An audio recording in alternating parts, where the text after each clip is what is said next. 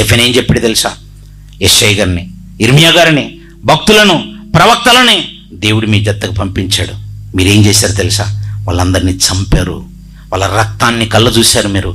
చివరికి దేవుడు తన జ్యేష్ఠ కుమారుడైన యేసుక్రీస్తు వారిని కూడా పంపాడయ్యా మీ గురించి. ఆయన వచ్చేసి మీ కొరకు ప్రాణం పెడదామని వస్తే, ప్రాణం పెట్టడానికి వచ్చినటువంటి ఆయన హక్కును చేర్చుకుని గొప్పగా ఊరేగాల్సింది పోయి మీరేనయ్యా చంపారు. అది మీరే,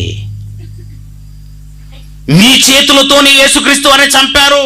మీరు నరహంతకులు, మీ పితరులు మూర్ఖులు, వాళ్ళు కఠినులు, మీరు కూడా అలాగే అయిపోతున్నారు.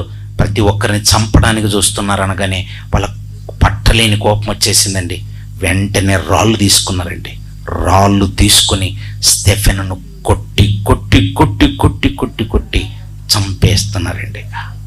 చచ్చిపోవడానికి సిద్ధపడుతున్నాడు. లాస్ట్ క్షణాల్లో ఉన్నాడండి స్టెఫెను, చివరి క్షణంలో ఉన్నాడండి. ఇక చచ్చిపోతాడిక.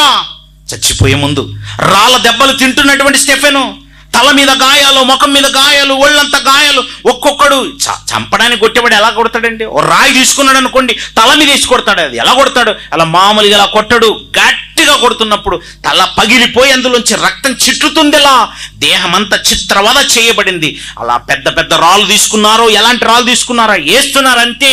అలా కుప్పలా కూర్చున్నాడండి. అలా కుప్పలా కూర్చొని మోకాళ్ళుని అలా ఆకాశం వైపు కన్నులు ఎత్తి చూస్తున్నాడండి. ఆ పరిస్థితుల్లో కూడా, అలాంటి పరిస్థితుల్లో కూడా, యేసు ప్రభువా నా ఆత్మను చేర్చుకోవా, ఈ నేరాన్ని మాత్రం వీళ్ళ మీద మోపొద్దు.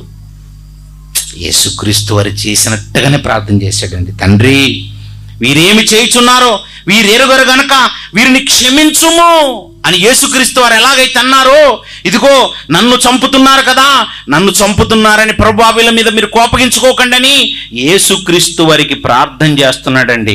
54వ వచనం చూడండి, అపొస్తలుల కార్యములు 7వ అధ్యాయం 54వ వచనం నుండి. వారి మాటలు విని కోపంతో మండిపడి అతన్ని చూచి పండ్లు కొరికిరి. అతడు పరిశుద్ధాత్మతో నిండుకొనిన వాడై ఆకాశం వైపు తేరు చూచి దేవుని మహిమను, యేసు దేవుని కుడిపార్శ్వమందు నిలిచి ఉండట చూచి, ఆకాశము తెరవబడుటయు మనుష్య కుమారుడు దేవుని కుడిపార్శ్వమందు నిలిచి ఉండట చూచుచున్నానని చెప్పి ఏమంటున్నాడు తెలుసా? వాళ్ళందరూ అప్పుడు వారు పెద్ద కేకలు వేసి చెవులు మూసుకొని ఏకముగా అతని మీద పడి పట్టణపు వెలుపలికి అతన్ని వెళ్ళగొట్టి రాళ్ళు రువ్వి చంపిరి. దీనికి ఎవరు సాక్షిగా ఉన్నారు తెలుసా? ఇదిగో సౌలు అనేటువంటి ఆయన ఉన్నాడండి. సౌలు వాళ్ళు చాలా కోపముతో రాళ్ళు రువ్వి చంపుతున్నారండి. రాళ్ళు రువ్వి చంపుతున్నారు. అలా 60